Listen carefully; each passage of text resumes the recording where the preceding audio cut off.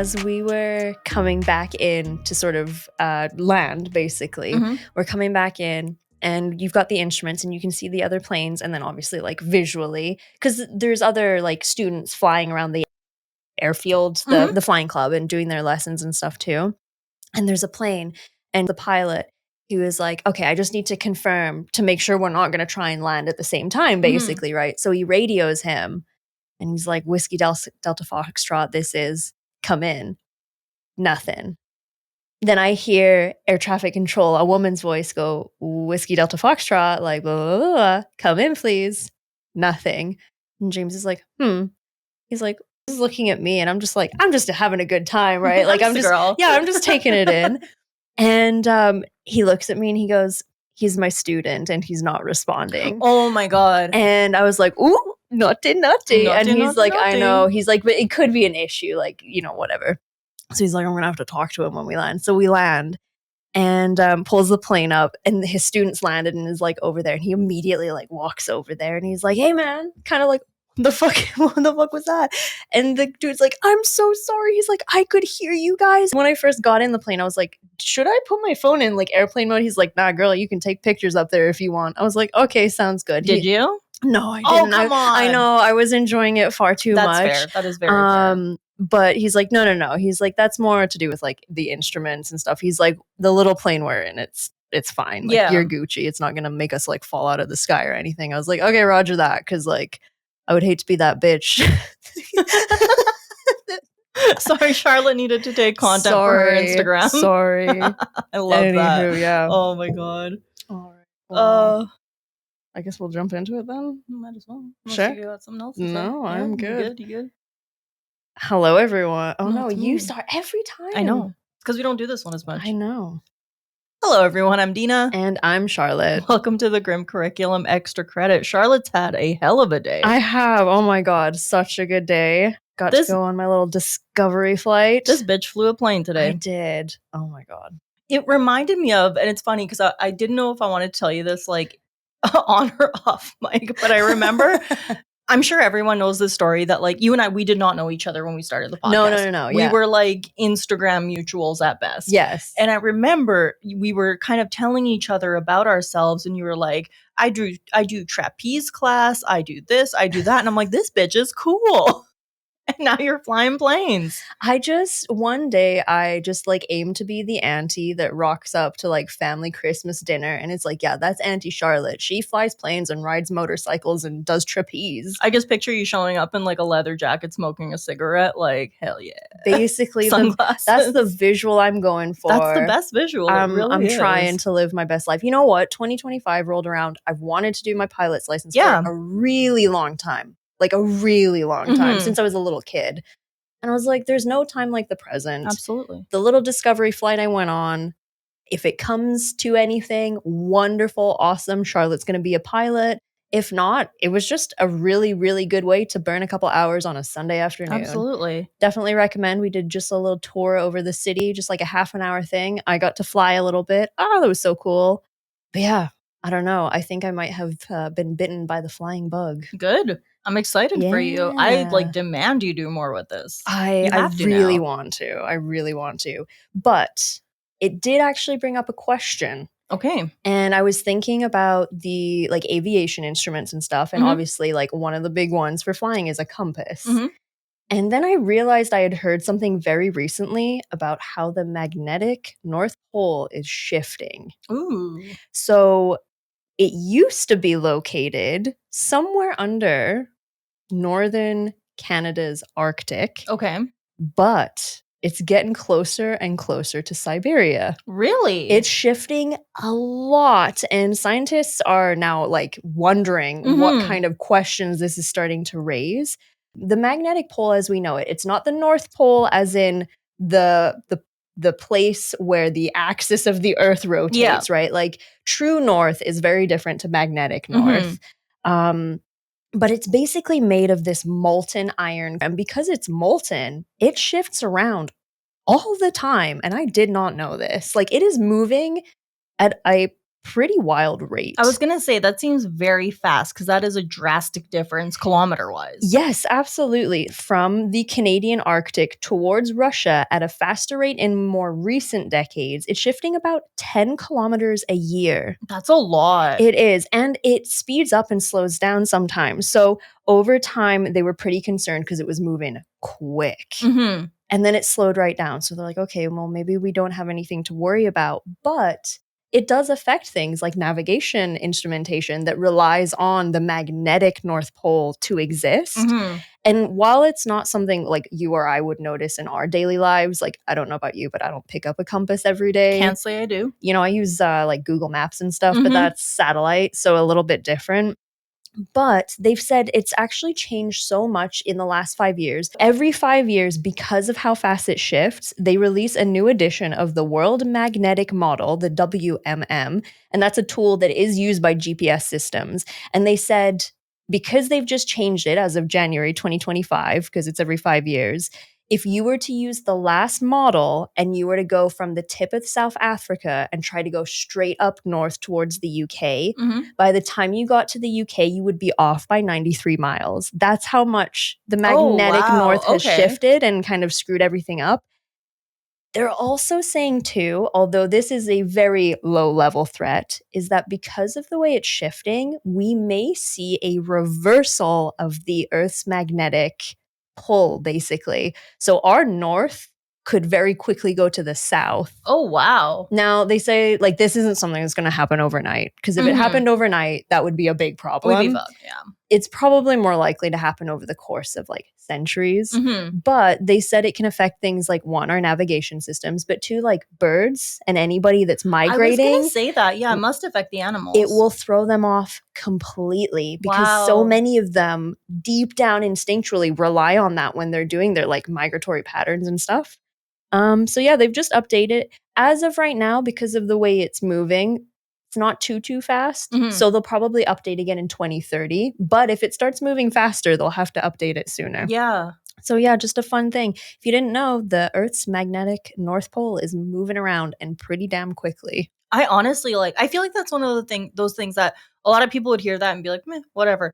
It's fascinating. I think maybe a lot of people don't realize that the magnetic North Pole and true north are two completely different things. So yeah, fun fact if you haven't learned that already today. Yeah, there you go. And yeah, used to be under the Canadian Arctic, but closer to Siberia, which when you're thinking about a unfolded globe, a flat version of the globe, if you will, you're like, Canada and Siberia, very far apart. But on a globe towards the top, they're not that far apart at all. Definitely not. I mean, look at the way Alaska is like so close to Russia, right? There's like 90 kilometers of a difference there. So, but yeah, just a fun thing. That's a really fun fact. I like that. Anywho. I have, this story is short, but I needed to mention it because it just made me laugh. Amazing. So you know how, and it's predominantly like middle-aged white women who love their like funny little sayings on their stuff. It's wine o'clock. Yeah, live, laugh, love. Yeah, exactly. Yeah. So sometimes, you know, you just got to get a little piece of something that just makes you laugh. Okay. So a Florida woman. Oh, it had to be. It had to be. Was arrested with a bag full of drugs. Oh. Labeled. Oh. Definitely not a bag of drugs. Girl, I mean, I recently came across a song that I found on TikTok. It has made its way into my like top Spotify songs. It's called I Drive the Speed Limit because there's drugs in my car. I've seen that on a bumper sticker before. So, but I mean, you try to do the bait and switch. You're like, yeah, there's definitely not drugs in here. What are the chances that there's drugs in this tote bag? Oh, well, for Miss Taryn Ackery, it was high. So she was in the passenger seat of a vehicle that was pulled over by sheriff's deputies for a traffic stop. Oh, no. And the Brevard County Sheriff's Office wrote on Facebook, "This is the part that you just can't make up, as Ackery had definitely had a few bags with her, and one of them had the words, 'definitely not a bag of drugs,' printed on it." Do we know what kind of drugs? They go on to say, the bag was filled with snacks. Nah, just kidding. It was actually drugs. That's right. She actually had a bag of drugs in that said, "definitely not a bag full of drugs." Inside the ironically labeled bag, deputies found methamphetamine, needles, Narcan, digital scales, and cut straws.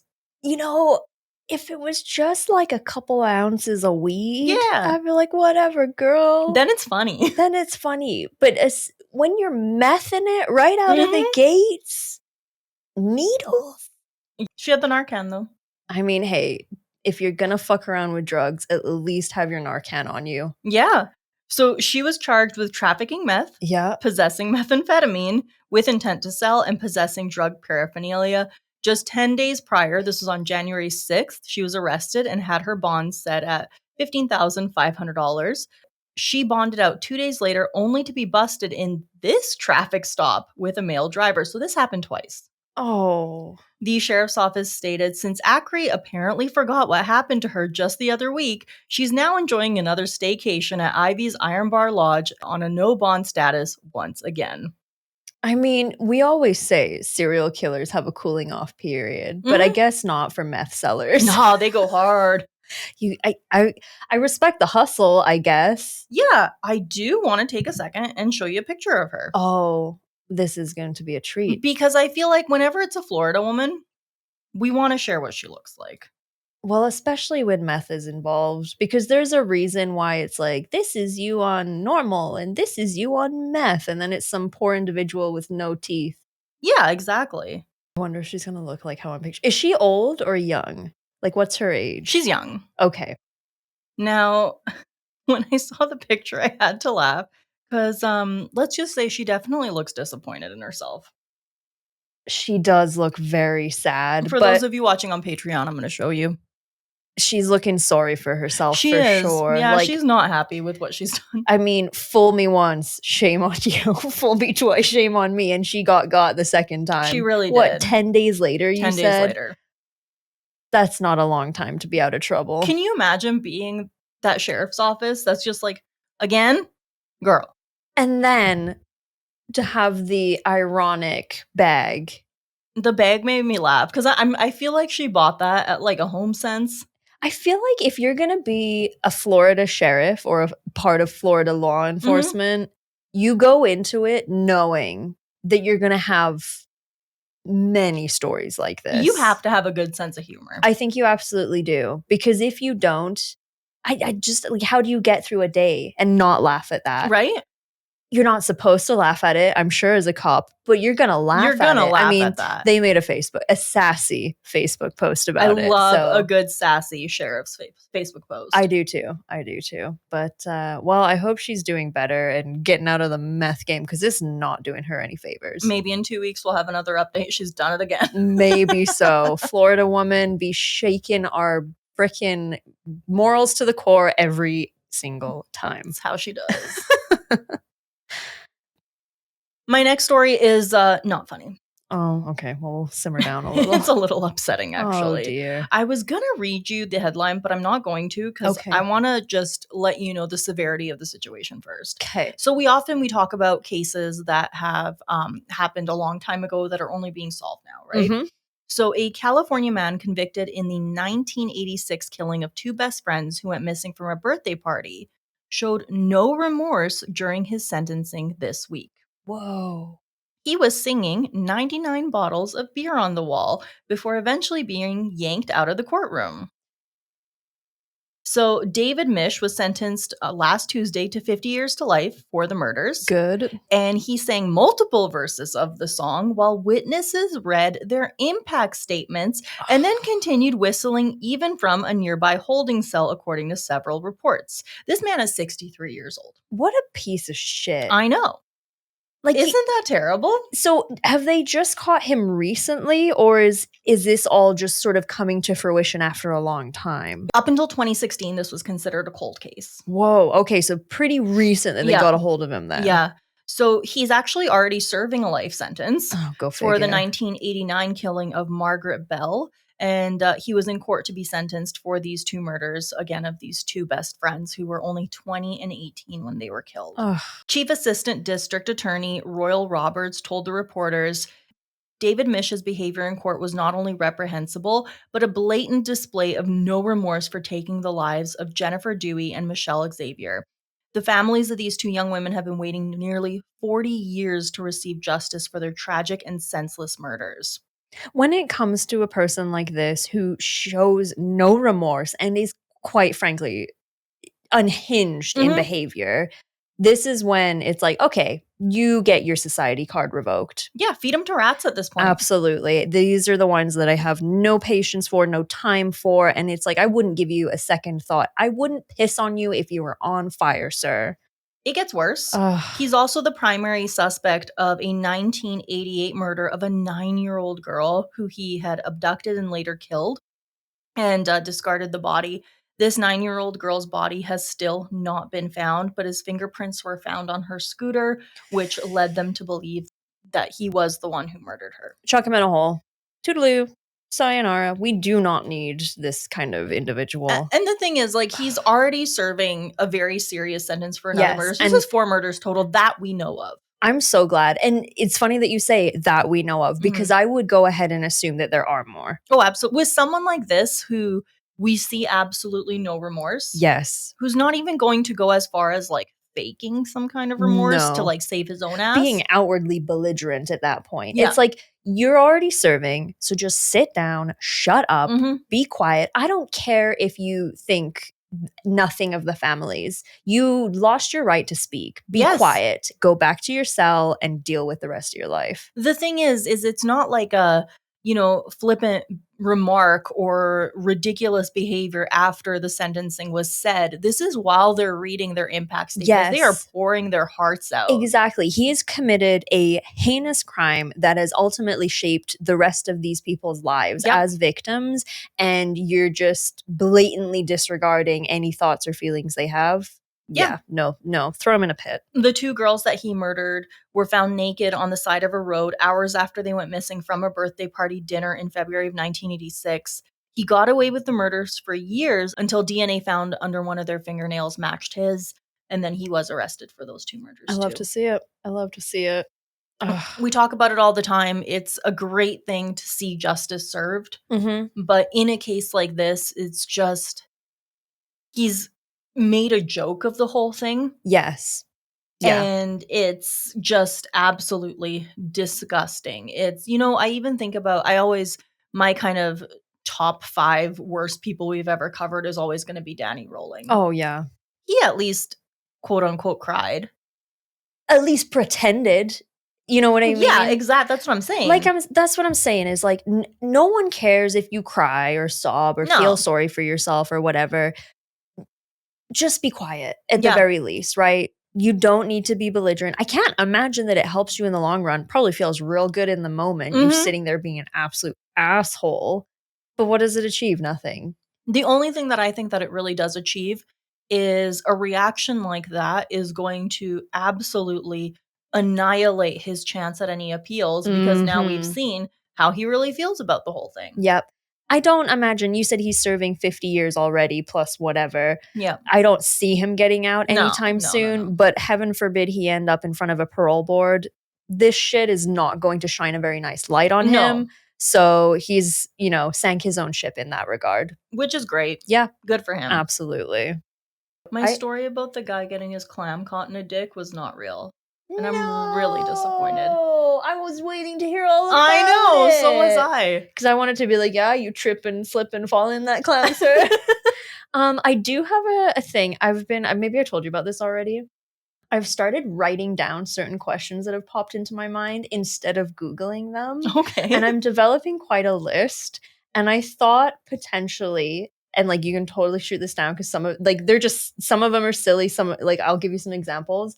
But it's like, I could ask these questions that I've had. We could discuss, throw it out to the audience to be like, perhaps you're an expert in whatever this question is. Give us the answer. Okay.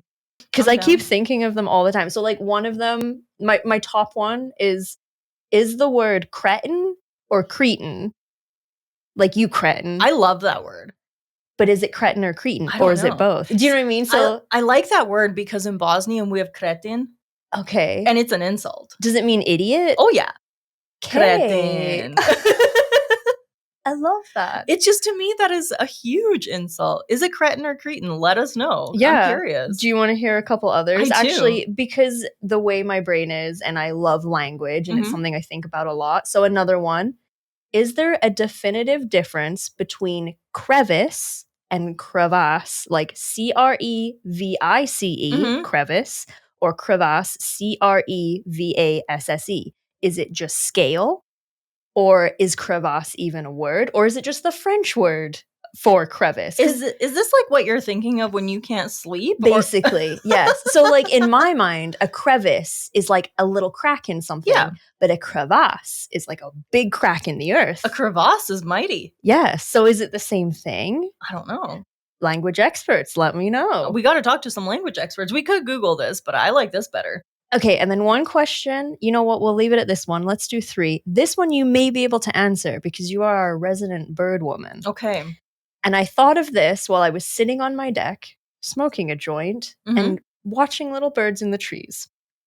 How do tiny wild birds stay warm at ungodly cold temps like their teeny tiny little feet? How do they not freeze? So it's interesting that you say that because the other day we were at Costco. Okay. And Steve knows I love birds, right? Oh, yeah. And so I'm like walking and I'm looking and I see, because big grocery stores and stuff, you'll always see birds and sometimes they get inside, right? Yeah, 100%. I see like 6 little house sparrows all bundled up together. And this was when it was really cold. And he's like, oh, look at all those birds. I'm like, yeah, I know. Oh, they're so cute. Because I have house sparrows tattooed on me. I love sparrows. Birds, yeah. And then he's like, no, look down. And they have like the big cart corral. Okay. And there's like 40 of them on the carts just chilling. A whole colony. They're like, it's warm in here. We're moving in. Yeah. So what they'll often do is they just poof out real fat. Okay. They'll poof out really, really fat and then they conserve body energy. But another thing that they'll do is they'll just huddle together. Because I just think, like, when you see a teeny tiny little, like, chickadee or something, their teeny tiny little legs, it's like, it blows my mind how they even have blood vessels. Yeah. Like, there's not enough space. They're little survivors. Oh, it's amazing. So yeah, that was one of them. I've got a few more questions, but I'm going to save them for next time. So yeah, if you guys know, is it cretin or is it cretin? Crevice? Crevasse? And I guess we did have the question answered as to how wild birds keep their totes cold. Or warm, I should say. It makes me laugh because I see them and they're such little survivors. Oh, you know, they're so little, but they're so tough. And then there's my birds where if I like feed them the wrong seed mixture, they're like, we can't handle this. I mean, Mango, he's doing pretty good right now from what I hear. He but really is. He's been through it. Yeah. In a few different ways, that poor man. Yeah. Poor Mango. He's a tough little guy too. I mean, in his own way. But yeah, birds are tough, man. I love them. I love it. Alrighty, so we are at that part of I was going to say the game. This isn't a game. Ooh. I don't know where that was coming from. Like it. The door is locked and no one's leaving until I get some answers. No, we are at that time in the episode where we like to talk about a strange and unusual death.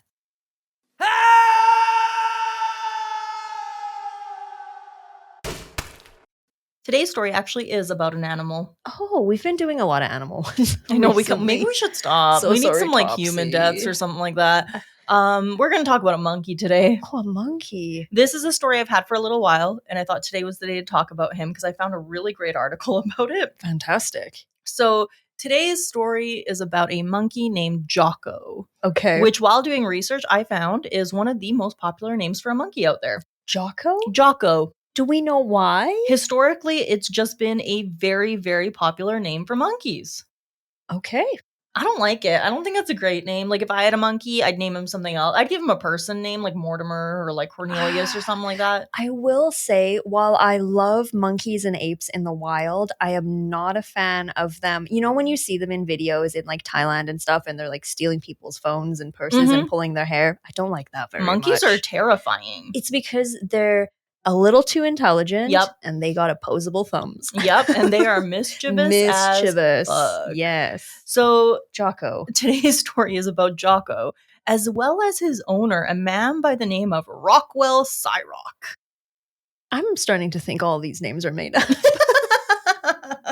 So Rockwell and Jocko, they they had a good time together. Okay. They were close. So together they toured the towns of Victorian, North Carolina, And this was before the invention of, TV and Twitter and all of that fun stuff. So this was pure entertainment. Yeah. At its finest. What did they do back in the day for pure entertainment? Well, they watched public executions. That's true. Jocko was a popular monkey. Okay. He was a favorite with children. And they all knew who he was. He would play, he would run around, he would do his monkey thing. And he took a very keen interest to these public executions. Oh, no. He would watch them with Rockwell. Like the two of them would just get there and he would have his eyes fixed on these executions. I feel like somehow it's like corrupting this innocent monkey. Do you know what I mean? It really is. Like making it watch very like Clockwork Orange style of like, right? But he was watching them like gleefully. Okay. So one summer day in 1880, they were looking forward to watching this convicted murderer be killed. Okay. And I'm going to read to you from the article. Wonderful. On a summer's day in 1880, the flamboyantly named Mr. Cyrock had been cheerfully looking forward to the hanging of a convicted murderer when the state governor thwarted his plans by postponing the execution. Ugh. If Mr. Cyrock was downhearted, he made the best of the situation, grabbing the opportunity to take a closer look at the gibbet, which was ready and waiting for its indisposed victim. Jocko, of course, joined him, watching the workings of the scaffold and trap with especially studious eyes. Back home, the primate scurried off to busy himself in his master's barn. The result of his private endeavors was nothing less than an evolutionary breakthrough. Alas, it was almost instantly annulled by what the Liverpool Echo called one of the most novel suicides of the century. Jocko was found dead, suspended by a clothesline to one of the rafters of the building, a victim of his own ghoulish experimentation. So ended one of the most dismal episodes in 19th century pet care. Okay, let's just talk about this for a second.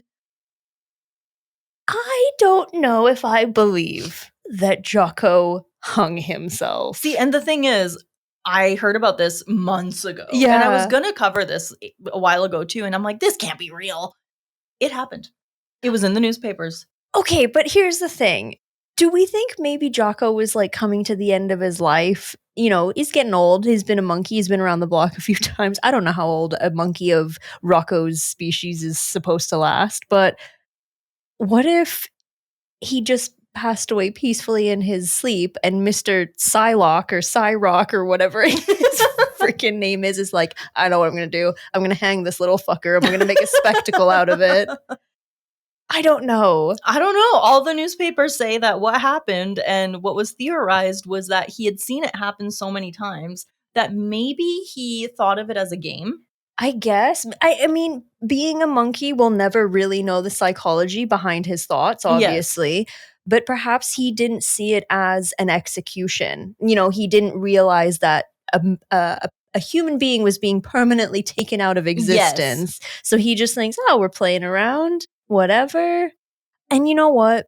Cats and stuff get hung up in blinds and whatnot all the time. I could see a monkey getting tangled up in a clothesline. I don't think it was deliberate. I don't think this monkey was like, that's it, I've had enough. It's a cruel world out there. I think maybe he was playing and he saw it and he's like, I've seen this before, and then he was dead.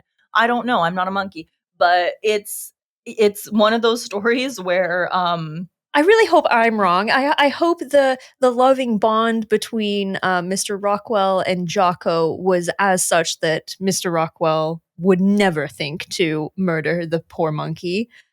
I hope that their love would overcome something like that. I hope it was just a terrible accident. I do too. Honestly, I genuinely and truly do, because I don't like it if that's not the case. Not that I like it anyway. It's a tragedy, but maybe if you have pets, be careful what they're watching. I just had a really dark scene enter my mind, and it's the idea that this monkey is playing around in the barn, accidentally kills himself. Rockwell comes over to the barn and like throws open the door, and the monkey's just there, and he's like, no, Jocko! That's how it went down in my mind. Honestly, I hope so, because I don't like the idea of this guy killing his monkey. No, me either.